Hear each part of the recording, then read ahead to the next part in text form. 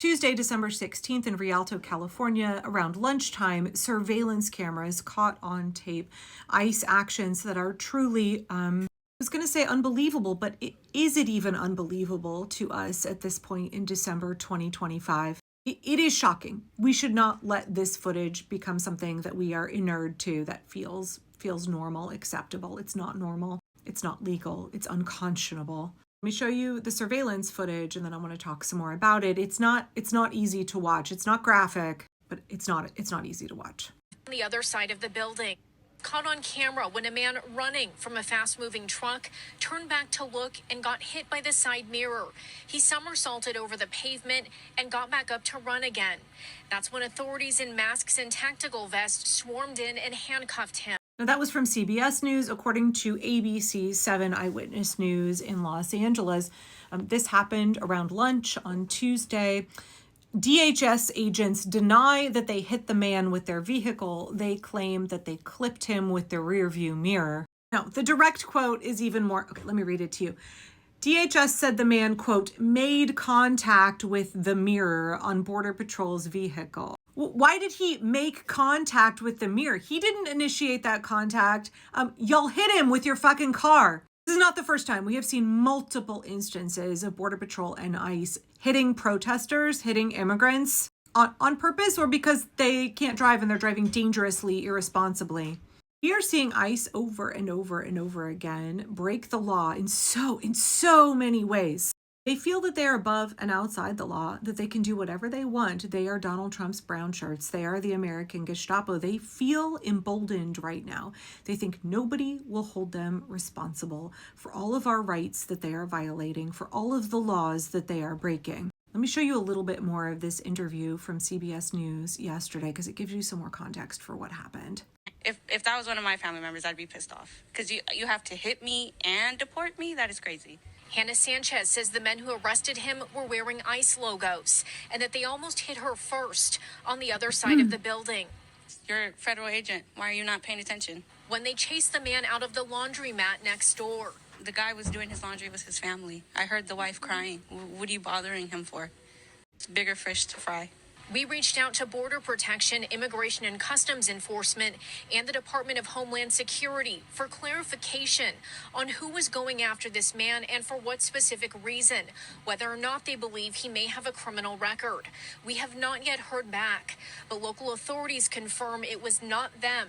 Rialto police say they were not notified before or after the incident, but now they're investigating and trying to identify the man who was driving this black pickup. According to ABC 7 News, a DHS spokesperson with Border Patrol stated that they were conducting immigration operations when they encountered a food vendor from Guatemala they suspected of being in the country illegally. There is no evidence anywhere. We have no statement that they had a warrant for this man's arrest. What we are seeing over and over and over again is that they are snatching, abducting people off the street without a judicial warrant. They're abducting people. They're hitting people with their cars and then abducting them because they speak Spanish, because they're brown, because of the job that they work. This was a man trying to do his laundry with his family. This story is not unique and we cannot allow it to become normalized. We must be horrified every time we see an action like this.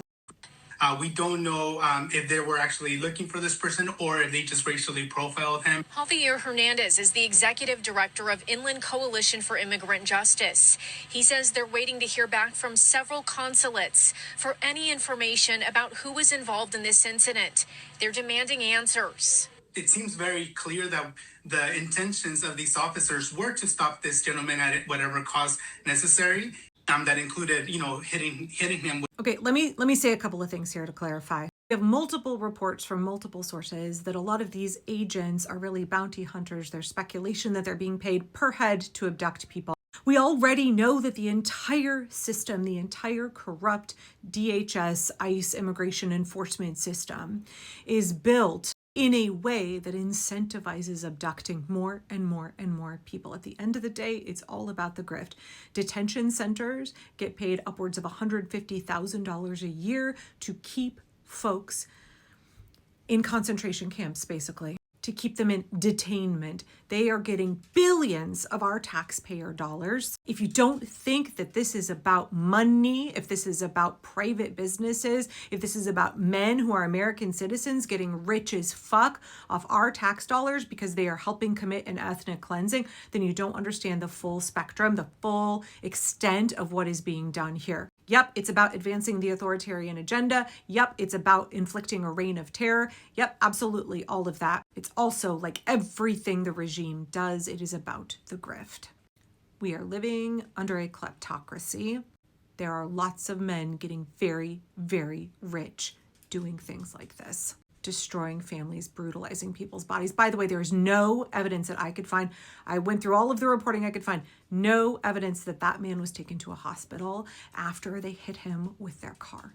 As I highlighted the other day, here in Oregon, our nurses are sounding the alarm about how immigrants in ICE custody who may be in the hospital because they've been brutalized, injured by ICE, are being denied access to care. ICE is taking them out AMA. ICE is refusing to allow proper testing and medical treatment to be given to immigrants. Immigrants' HIPAA rights and constitutional rights are being violated. EMTALA is being violated.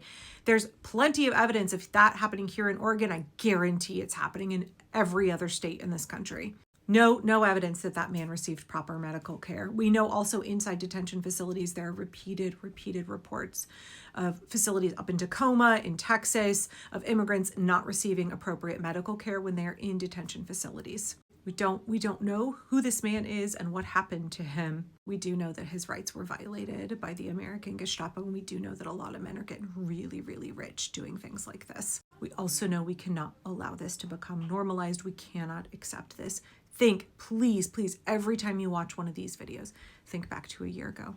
Think 2 years ago, if you had seen this happening on your street, if this had been on the news, you would be horrified. All of these ICE agents think because they are wearing gaiters and hats and sunglasses, they're obscuring their identities, they think they will never face justice. They think they can operate above and outside of the law. They think Donald Trump will protect them or give them a pardon or what have you. They think nobody is going to stop them.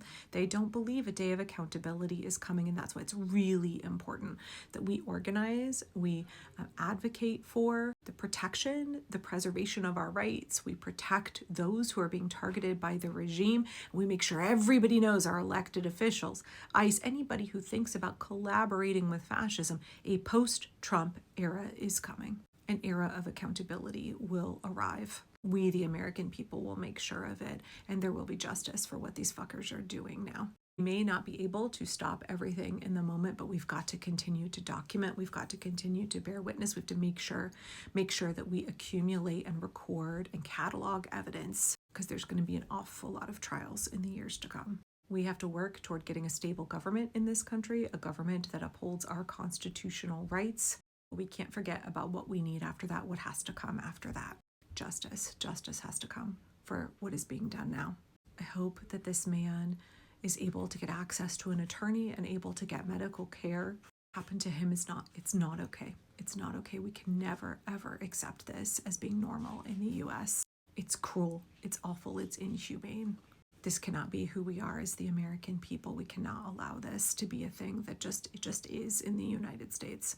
And also, if you want to make excuses for why you think that they can round up immigrants in this way, I want you to understand they want to do that to you. They want to do it to anybody who disagrees with the regime, anybody who advocates for democracy. They want to be free to brutalize you, to violate your rights, to treat you just like them. It is the first they came for poem.